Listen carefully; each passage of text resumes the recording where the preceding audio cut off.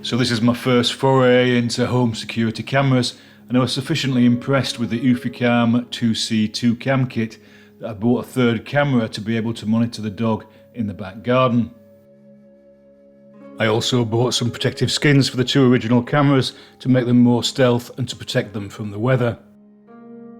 The build quality is excellent, which is what you might expect from an Anker company, and the setup and user experience have been stress-free so far. The pairing of the cameras was intuitive and pretty much automated with the Eufy security app, and included an initial firmware update of the home base. There is the usual requisites: setting up of an account, password and permissions to access the wireless network and the phone. So if you have a concern about Chinese security products stealing your data, then this is probably not the system for you. I continue to find it interesting and vaguely amusing that the media and UK ruling classes constantly hype up the risk of your personal data in reference to Chinese manufacturers, but seem to have a complete blank about the amount of data Apple, Google, Facebook, Amazon et al. Are harvesting every second from our devices. I did use a dab of blue thread lock on the rear mount bolts as they were a bit loosey-goosey, so it should stop the Scottish winds shaking them loose over the winter. Then it was a simple case of screwing them into the wood soffit to cover front door, back door and the dog garden. Green covers definitely make the cameras more discreet, although I guess there is an argument to have them loudly announcing that surveillance is in progress to any and all comers as a means of deterrent.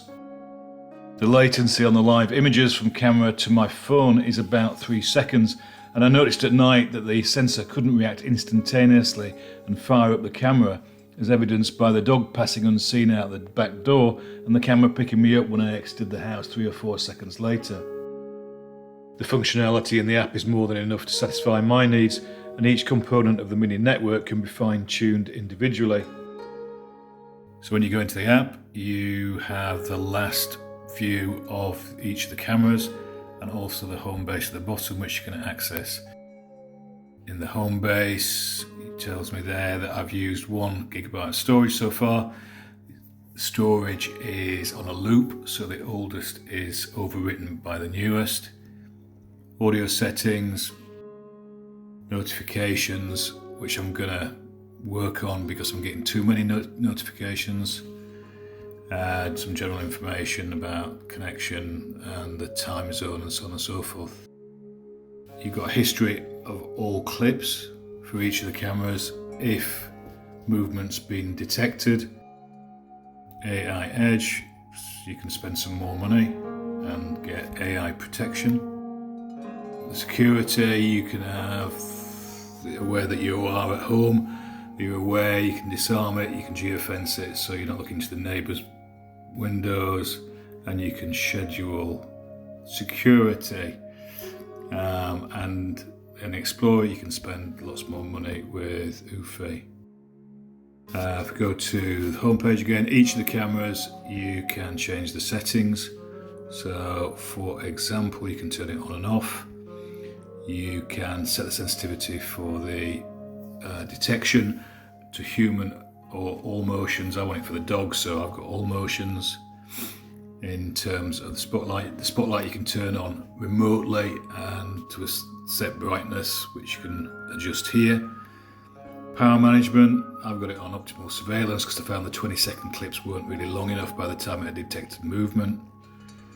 Video settings, I've got the watermark working, and in night vision I've got it on black and white.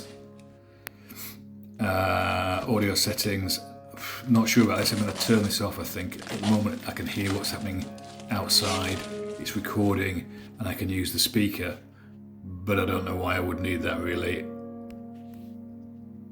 In terms of notifications, again, most efficient, but I'm getting a lot of notifications and general information about mounting it and so on and so forth, and how much storage it's using.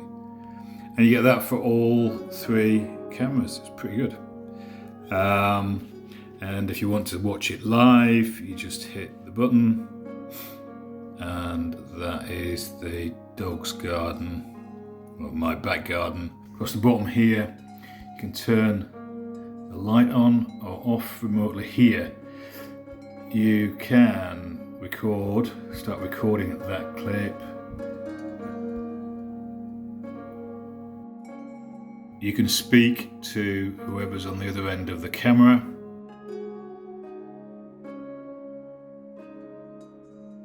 This is just some footage of the night vision, albeit slightly confused by the solar lights and the head torch, but not too bad.